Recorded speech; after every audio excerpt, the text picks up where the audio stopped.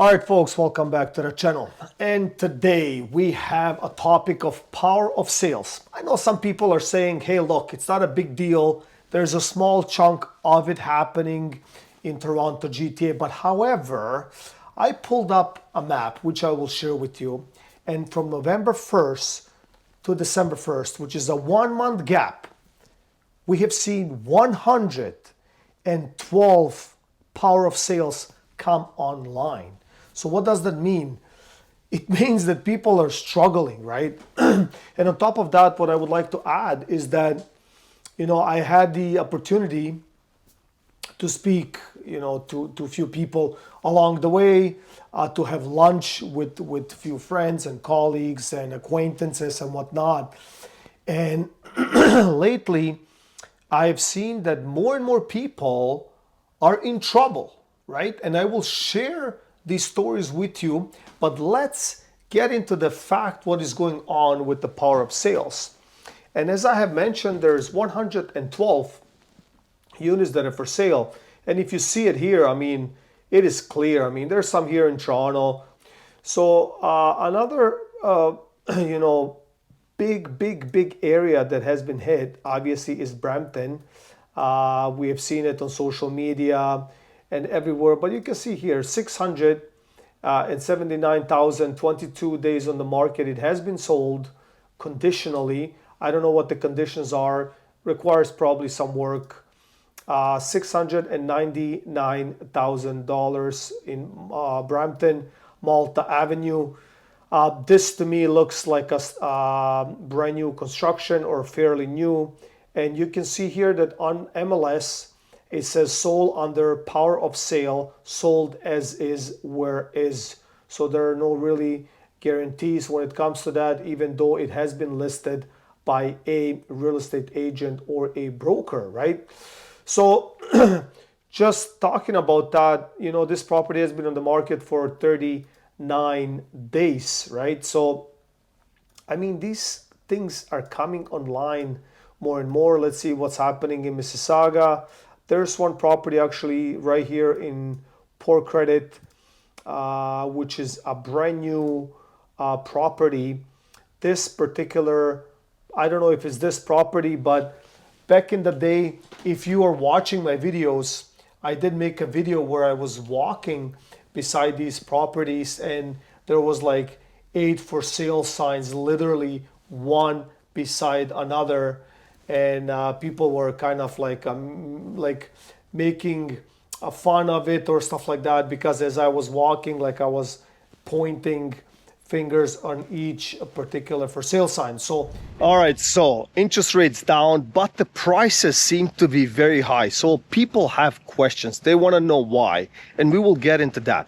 Also, we will get into another effect that this might be associated with the phenomena that we're dealing with, and that is different driven factors based on the history, like the Industrial Revolution, like the Information Revolution, and the new era that's coming. However, what is currently creating that issue where the interest rates are coming down and the prices are definitely being still high. All right, so as mentioned, a lot of people are complaining, to be honest with you, right? And there's a reason for it. Nobody cannot afford anything. Nobody can really get approved for anything nowadays. So what has happened, right? So we're currently in a sticky situation, and the prices are not moving because their sellers are sticking and they still believe that the prices should be at 2022 so they can get out, right? Everybody wants to get out, right? It seems like it, right? So even with these interest rates, whatever has been happening, and yes, it helps in some sectors, but it doesn't help. In this case, we see that now it's bank owned and that the bank is selling it now. So again, this particular property has been on the market already for 20 days.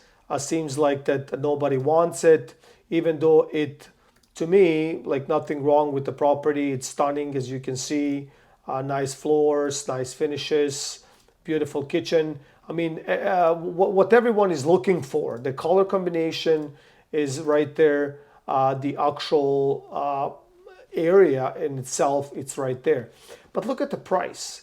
It's listed at $1,499,000, and the taxes are $8,964.76.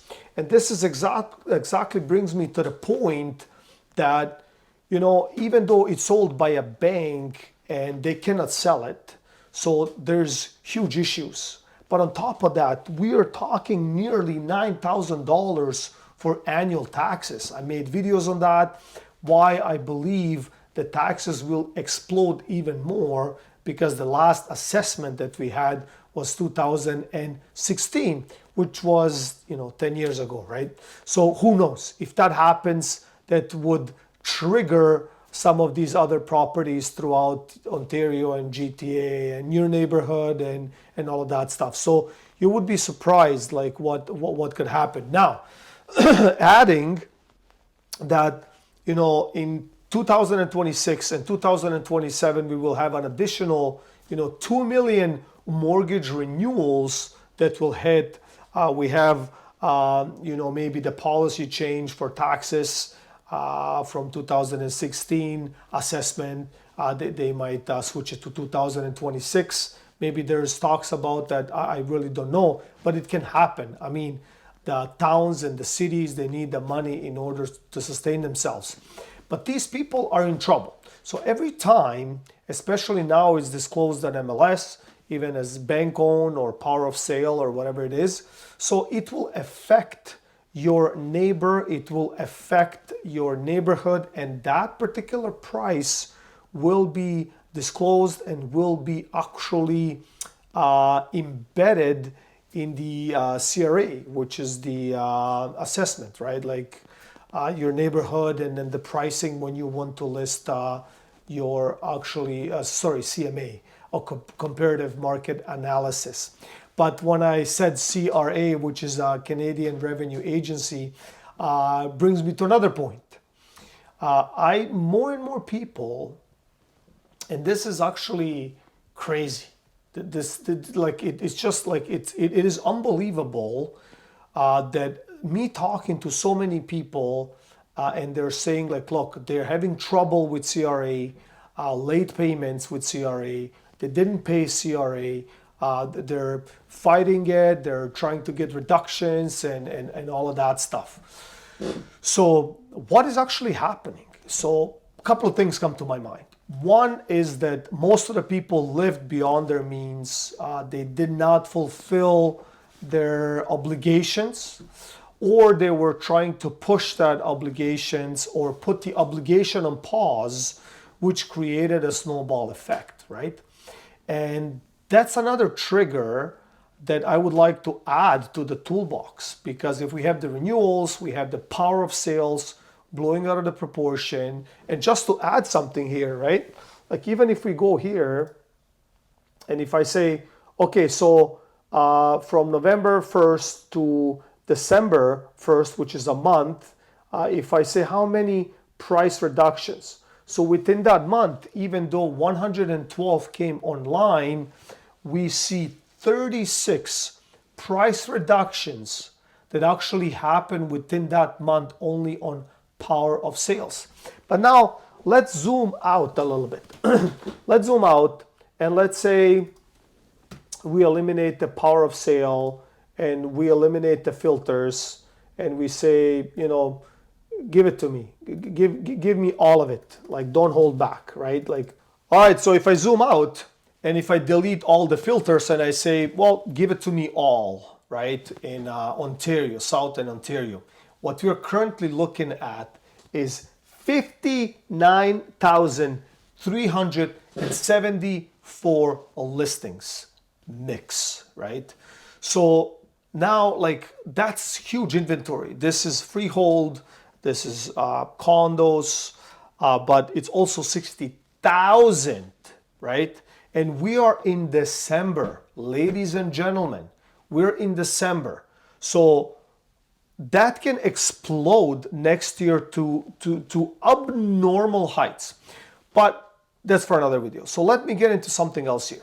So a lot of people were kicking the can with CRA for such a long time that now it's biting them. And guess what? CRA is knocking. They want their money.